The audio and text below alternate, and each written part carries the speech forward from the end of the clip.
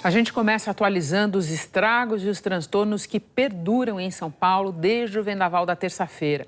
Nos aeroportos de Congonhas e Guarulhos, centenas de voos foram cancelados. Ao vivo do aeroporto de Congonhas, o Bernardo Bortolotto traz as informações para a gente. Boa noite, Bernardo.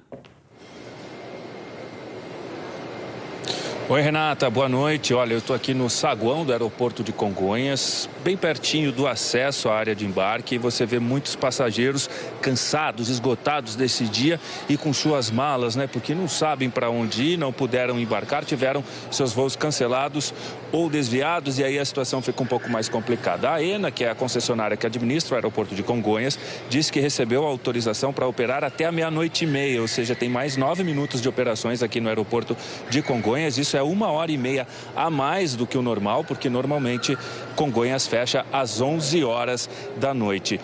Cerca de 400 voos foram cancelados ou desviados desde ontem nos aeroportos de Guarulhos e aqui no de Congonhas. E hoje à tarde o aeroporto de Congonhas ficou bastante cheio, confuso, principalmente na área de check-in, as pessoas recebendo as informações de que não teriam seus voos, e por isso foi bem cansativo para quem está aqui. Dá uma olhada na quantidade de bagagem aqui, ó, por exemplo, que a passageira passa e que não vai, né? Não conseguiu embarcar, agora vai ter que ir para onde, né? Eu conversei agora há pouco com uma família de argentinos que chegou de Buenos Aires, saiu de Buenos Aires às 7 horas da manhã, chegou aqui no aeroporto de Congonhas para pegar um voo às 3 da tarde para o Rio de Janeiro, não conseguiu pegar esse voo e agora a família está lá, ó, nos bancos esperando, disse que vai passar a noite aqui no aeroporto para tentar esse voo amanhã de manhã bem cedo. Eu também conversei com uma família que é de Recife, estava passando a semana aqui em São Paulo, mas estava procurando hotel porque não estava conseguindo. Dá uma olhada. Nosso voo estava para agora às 22 horas e 20 minutos e quando chegou aqui, para nossa surpresa, a gente foi relocado para fazer o embarque no próximo domingo. A gente tá com criança pequena, é todo um transtorno, sabe? Estou aqui no chão, a mercê, desde ontem, sem tomar banho, sem me alimentar direito. Estou em pé e sem dormir 2 dias praticamente, né? E estou esperando. Bernardo, já volto com você, por favor. Cancelamentos em Congonhas e Guarulhos não são um problema só local. Eles provocam um efeito cascata em aeroportos de todo o país. Ao vivo do Galeão, no Rio de Janeiro, o Edivaldo Dondosola faz esse panorama para a gente. Boa noite, Dondosola. Oi, Renata, boa noite para você e para você sempre ligado com a gente aqui no Jornal da Globo. Eu falo ao vivo aqui do saguão do Terminal 2 do Aeroporto Internacional do Galeão, que é o maior e mais movimentado do Rio de Janeiro. Os impactos chegaram por aqui também. Só o Galeão recebeu 31 voos que tiveram que ser desviados de São Paulo. E ainda teve 22 voos cancelados nessa quinta-feira, além de outros 20 na quarta. Passageiros chegaram a deitar no chão por causa das longas horas de espera e reclamaram também da falta de assistência das companhias aéreas. Remarcaram nosso voo para sábado, sendo que eu tenho um evento importante amanhã e ninguém fala nada, as coisas marcadas aparentemente perderam, ninguém resolve nada. No aeroporto de Brasília, olha só, também foram 58 voos cancelados. A Agência Nacional de Aviação Civil lembra que as empresas têm obrigações legais com os passageiros em caso de atrasos ou cancelamentos. Isso depende do tempo de espera. Nesse QR Code que aparece na tela, você tem acesso a todos esses direitos. A partir de 1 hora de atraso, o cliente tem direito à internet ou telefone. Depois de 2 horas, já pode solicitar alimentação. A partir de 4 horas, acomodação, se for de outra cidade, precisar de pernoite, por exemplo. E transporte, se for necessário.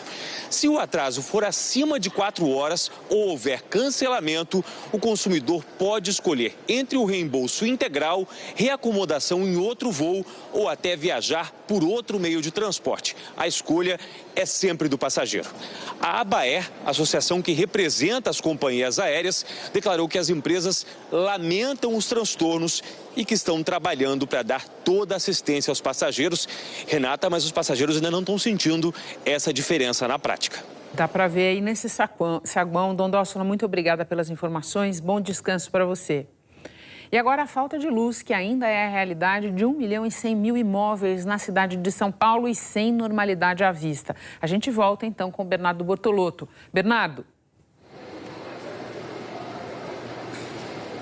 Renata, cerca de 15% dos consumidores estão sem luz na região metropolitana aqui de São Paulo, mas em algumas cidades a situação é mais crítica, como por exemplo em Bugaçu, em que 70% dos imóveis foram atingidos, estão sem energia.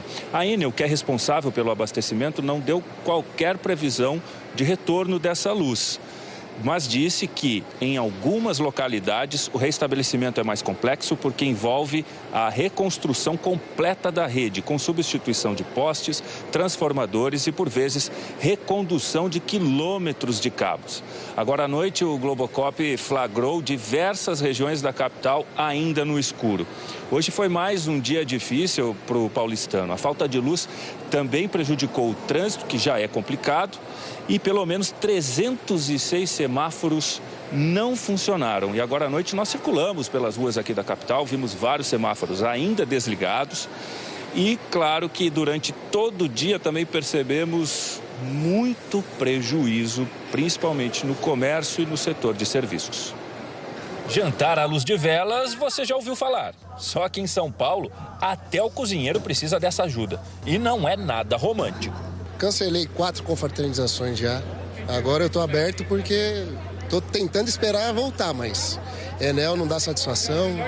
Já abri 20 chamados, não tenho resposta. Alguns clientes até vieram jantar no escuro. Neste outro restaurante, quilos e quilos de carne estão descongelando. Ó, as carnes como tá já, ó. Ó o frango. O frango só tem água, ó. Água. Aqui já descongelou, ó. Se não der até amanhã é perca, né? Depois de 40 horas sem energia elétrica, sem previsão para voltar, olha aqui.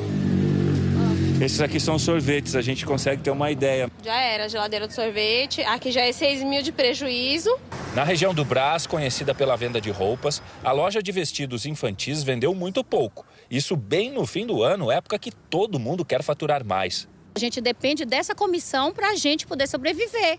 E desde ontem a gente não consegue atingir o objetivo da gente. E a nossa indignação é essa. A falta de energia desligou as bombas de estações elevatórias. E isso provocou falta de água em pelo menos 9 bairros da capital e 10 cidades da região metropolitana. Desde ontem faltando água, como vocês podem ver, a louça não pode ser lavada, um banho nós não podemos tomar por conta da falta d'água. O mercado desta família ficou o dia inteiro fechado, na calçada, sentados em bancos improvisados. A esperança dos donos era ver a luz voltar. Uma luz que apareça no fim do túnel, né? Que é o que a gente espera, porque a nossa mercadoria em si mesmo, a gente já sabe que já não tem mais jeito. Ele perdeu todo mesmo. Bernardo, muito obrigada pelas informações. Bom, como outras metrópoles, São Paulo tem convivido com eventos climáticos extremos cada vez mais frequentes e intensos. A gente vai recordar de alguns recentes aqui no nosso telão. Em 2014, um temporal com granizo e ventos fortes deixou 200 mil pessoas sem energia. A gente está falando agora, olha só como as coisas pioraram, de muito mais gente nesse evento agora. 2 anos depois, a chuva e a ventania causaram soterramentos, alagamentos, além de um apagão. 28 pessoas morreram na região metropolitana naquela ocasião. A tempestade de 2019 derrubou árvores, provocou apagões e afetou bastante o transporte público. Daí, em fevereiro de 2020, as marginais do Tietê e do Pinheiros ficaram submersas num evento que foi classificado como um dos mais extremos em décadas. Um ciclone extratropical atingiu a capital em novembro de 2023. Naquela ocasião, a ventania deixou mais de 2 milhões de pessoas sem energia elétrica. Centenas de árvores caíram.